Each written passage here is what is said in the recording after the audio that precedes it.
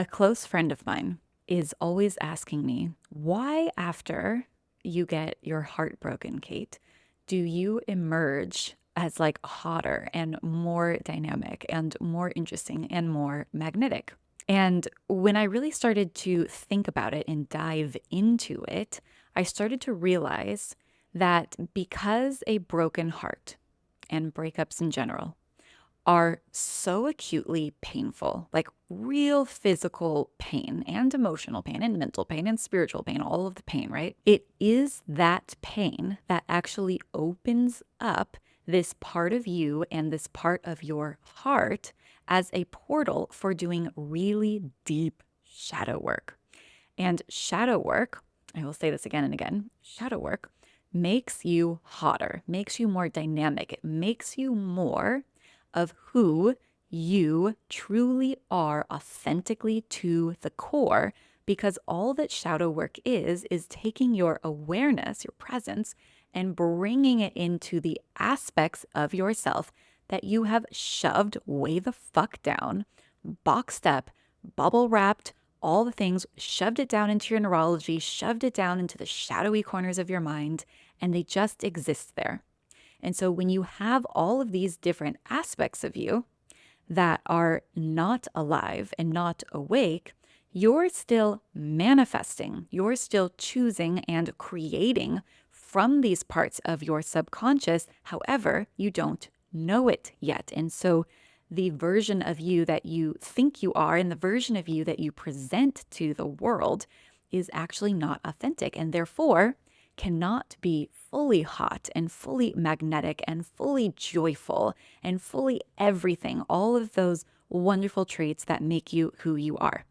Now, like we said, the unique thing about heartbreak is that it's like a direct line, a direct portal to reach your hands into that part that you've shoved way the fuck down inside of yourself and to start to unbox it and start to unearth all of these wonderful, juicy, delicious parts of who you truly are.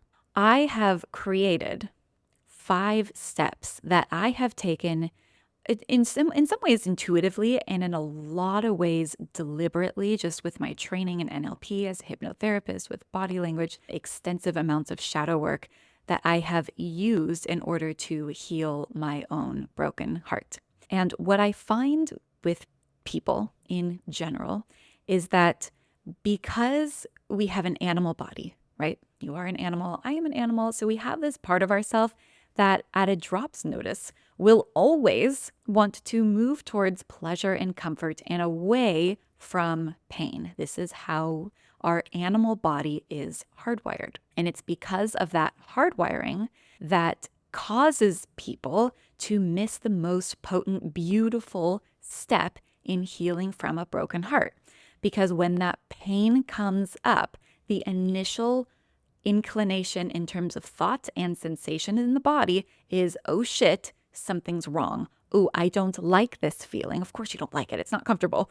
And we try to move away from it. We try to even breathe through it. We try to get over it quickly. We try to, put it behind us in all of these different ways. And it's these ways that we try to escape from the pain of heartbreak, where you are denying yourself an authentic experience of healing. You are actually self-hating and not self-loving, because self-love implies that you love every part of yourself. And of course, you're not going to like every part of yourself, but it's that you love it. And when you love something, you give it presence. It's like a crying baby. If you were to love that baby and it's uncomfortable and it's in pain, maybe it needs a diaper change, yada, yada, whatever, you're not going to close a million doors so that you don't hear the baby crying and then hope and pray that the baby stops crying and the problem goes away. No, like when you love the baby, you open up all those doors and you pick up the baby and you love that baby and you hold them tight. That's self-love.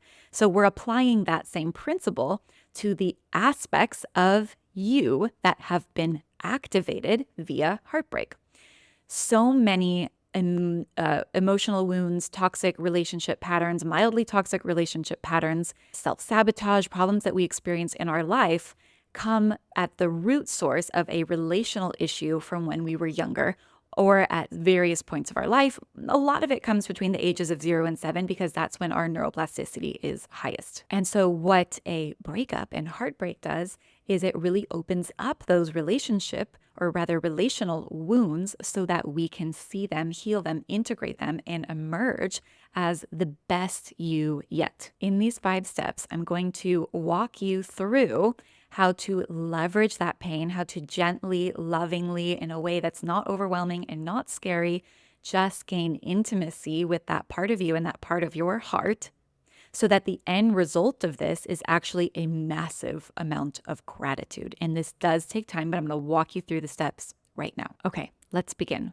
Step number 1 is to set the frame. And this is really just a mindset shift, because the part of our brain that can come up with frames to set really dictates how the rest of our neurology and biology is going to act.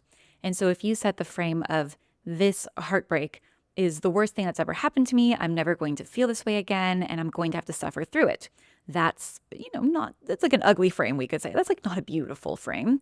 And everything inside of you is going to go, great, we support that, because that's what you have decided. Now, you could also set the frame that because of this heartbreak, because of the way that I am feeling, I am actually moving towards more self-love, more respect. I am moving towards everything I've wanted in my life. Now, is this made up? Of course. But the first frame was made up as well. So the point being is that we have a very creative part of our brain, and you must put it to good use. So pick a frame that when you set the frame, it activates you in an inspired way, in an exciting way. Make it worth your while. What this does is it sparks a bit of inspiration, a bit of pleasure, and also dopamine, which is very, very important for this process because we are diving into the shadows, and the shadows, most people don't want to look at them. If you have that dopamine, meaning the neuromodulator of motivation, I am going somewhere, it means that you are going to biochemically, naturally, without willpower, be driven to keep going, to get to the depth, to come out the other side as the best you yet. So, step 1, pick a frame, make it up. I like the frame that this heartbreak that I'm feeling, I'm not currently in heartbreak, but this is me in the past. This heartbreak that I am feeling is opening me up to experience more love than I've ever felt before.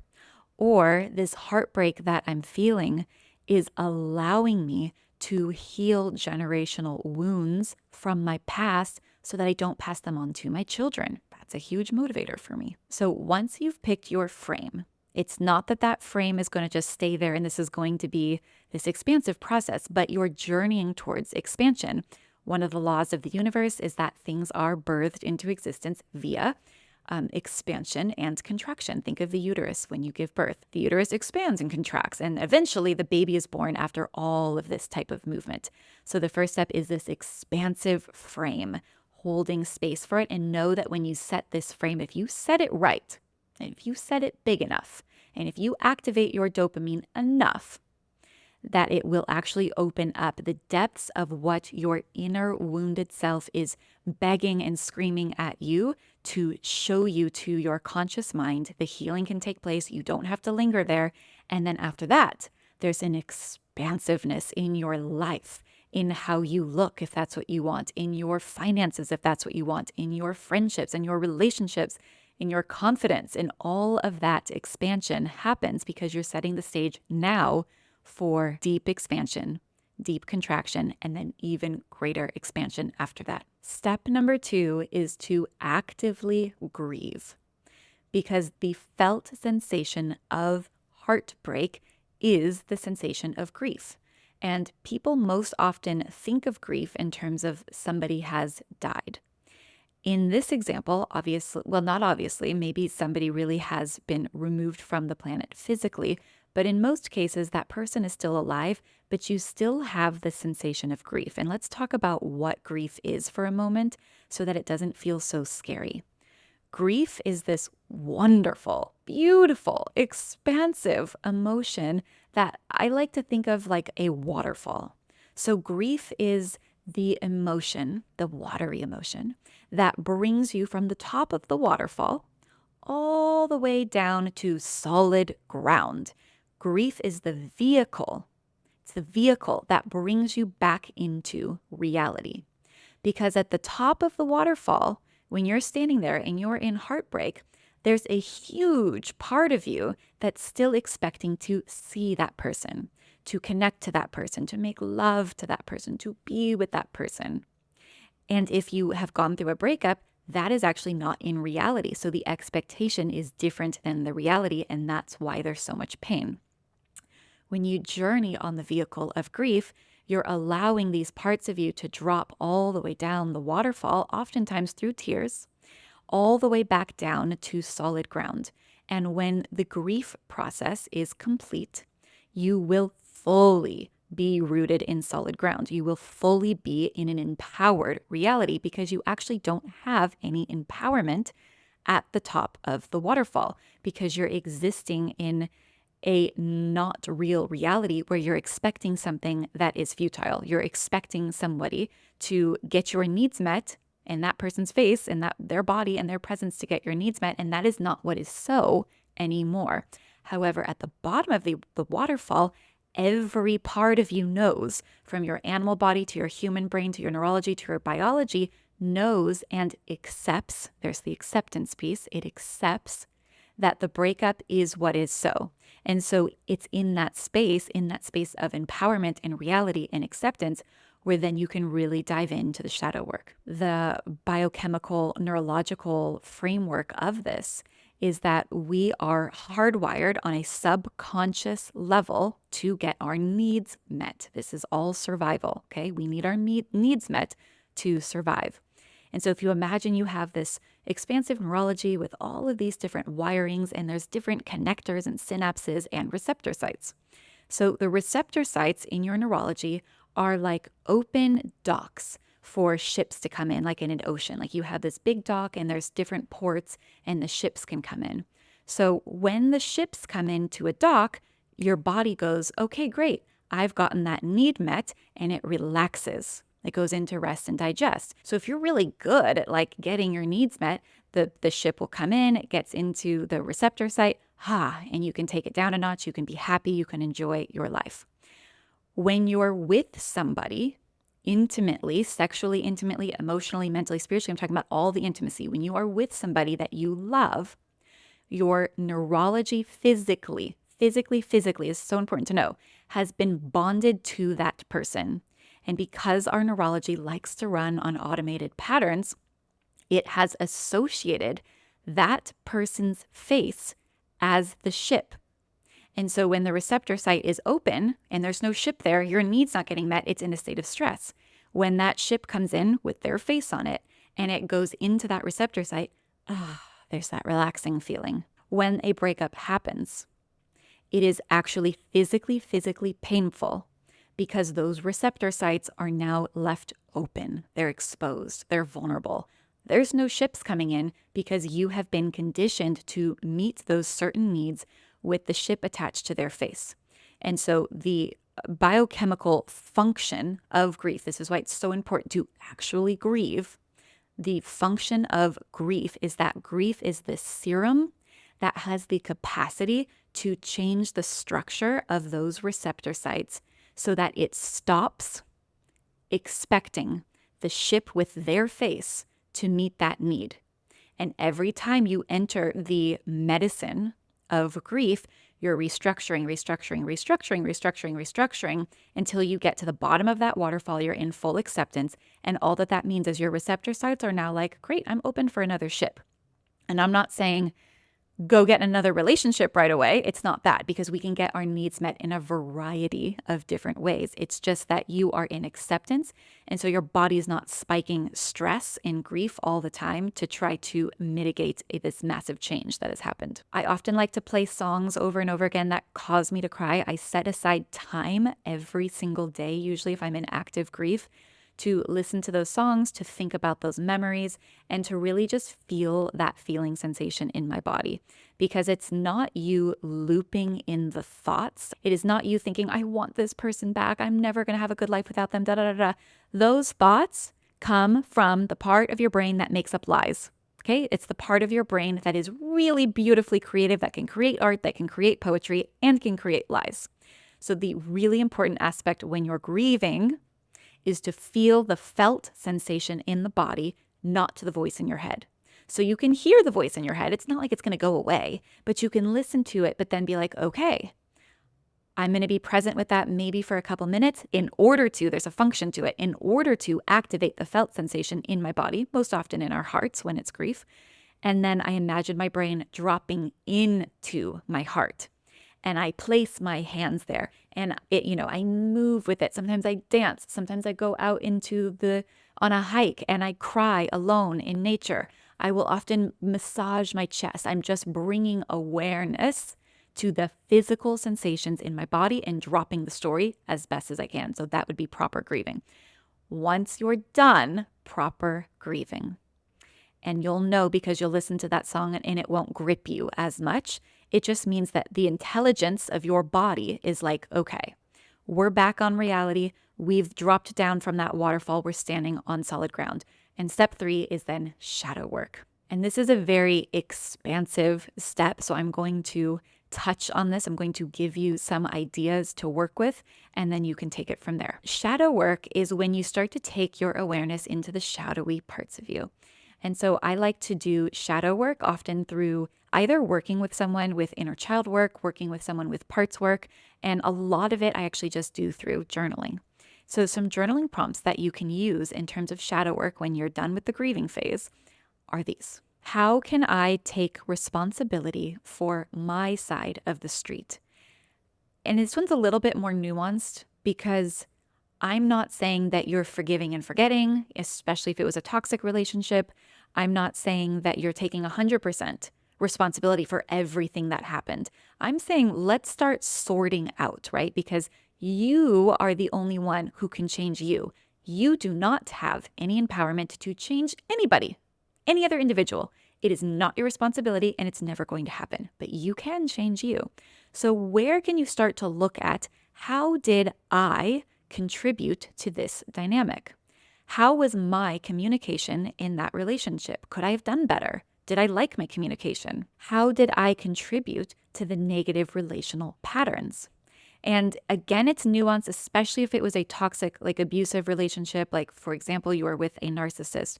And the shadow work there in terms of responsibility would be, what did I believe or do I believe to be true about myself in terms of a limiting belief that would allow for someone like that to come into my life?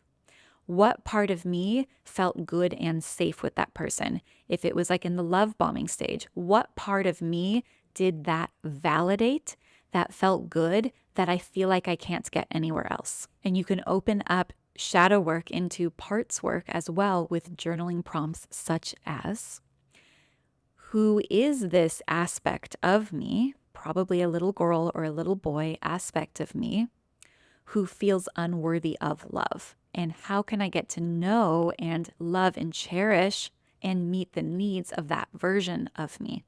Think of that baby example. You're bringing the baby closer to you. So you're bringing this little child part of you closer to you and checking, what is it that this version of me needs? Because what happens in relationships that end in a negative way, and when there's a lot of heartbreak, is it's that shadowy, boxed up little child version of you that is calling and wanting and needing that partner to get its needs met. And it's a subconscious shadow program. And in this step number 3, you can start to bring your awareness to that aspect of you and meet their needs in a deliberate way. Because if you're not meeting the little inner child's needs in a deliberate way, it's going to take the back door route and it's going to find another partner similar to the one that you had a negative relationship with. And it's going to just repeat the process over again. We're expanding now. We're expanding via moving into the parts of you that are contracted. Some other journaling prompts would just be to look at, How did I self-sabotage in the relationship? Was that present for you? And if you do find that you were self-sabotaging, or if you self-sabotage in other areas of your life with, any type of relationship, finances, body, weight loss, anything, any type of self-sabotage, career, I do have a free guide for you that I would be honored to share with you. It's called the Self-Sabotage Solution, and it's how to actually heal the root cause of self-sabotage in 4 very potent steps that require absolutely no willpower. I don't believe in willpower. Don't even try to use willpower with self-sabotage, because there's actually a reason that you're self-sabotaging. So if you want to dive into that, I will leave the link to download my free guide in the description and probably the comments as well. And it's in that guide, even if you're not struggling with self-sabotage, that I actually offer quite a more robust journey of shadow work so that you can dive into all of this in a far more intimate way. All right, so step number 4 is to integrate. Because once you've done the shadow work, you're bringing the light of your awareness into the dark places. There's an expansion. And the funny thing that happens is once you've expanded on the inside, your neurology is all expanded. You found these nuggets of gold, literal gold from the shadow work. You're actually different wired on the inside, but your external reality is still wired to how you used to be. So there's a little bit of a lapse, and this is why this integrate step is so important. So you want to start to meditate on, journal, or just think of first impression. Whatever you think of right now is probably accurate, because that's the way the subconscious works. Who might you be? Use the creative part of your brain. Step out of your box. Who might you be once you've integrated that shadow radically? How do you walk? How do you talk? Who are you? What kind of choices are you making in your life? What are your boundaries like? What are you wearing? What are you no longer wearing? And then you're going to want to take action on it. Go through your closet, send that text, email that friend, quit that job if that is reasonable for your finances. But do something different to disrupt the external reality so that you're taking this internal change and you're weaving it into the fabric of your external reality. And that's how you lock in change and leverage the breakup for your highest good. Now, the last step, I wasn't sure if I should call it a step, because it actually is a spontaneous thing that happens, and that is gratitude. I do not believe in gratitude journals, dare I say, unless you're actually really feeling the sensation of gratitude. But more often than not, gratitude and forgiveness and acceptance are 3 states that spontaneously happen when they're truly authentic. Now, you can train yourself with a gratitude journal to, orientate towards gratitude, and I get that, and that's good. But what happens for a lot of people is that when they try to force gratitude, they end up conjuring the opposite of gratitude as well. Because when you're forcing something and there's a part of you that doesn't want to go there, you're actually manifesting from both of those parts of yourself, and it does more damage than it does good. So the gratitude step will happen spontaneously when you've dug into the gold, into the shadow, you've integrated it, and you'll start to be like, damn, I am so grateful that this person came into my life to poke holes in my heart in a very painful way so that I could see the parts of me that I was not loving, the parts of me that I was rejecting. Because had this person never shown that to me, I would have never known it was there. And now I get to experience this beautiful, rich life. So I hope that is helpful. Definitely go and download the Self-Sabotage Solution. Please subscribe to my channel. It would mean the world to me. Give this video all of the likes and all of the things. And if you are currently in heartbreak, I would be honored to hear from you in the comments. Really, truly, I'd love to support you and just give you some love via the internet and how we all stay connected. So let me know how this lands, how you're doing, how you're feeling, sending all the love in the world, and I will see you soon.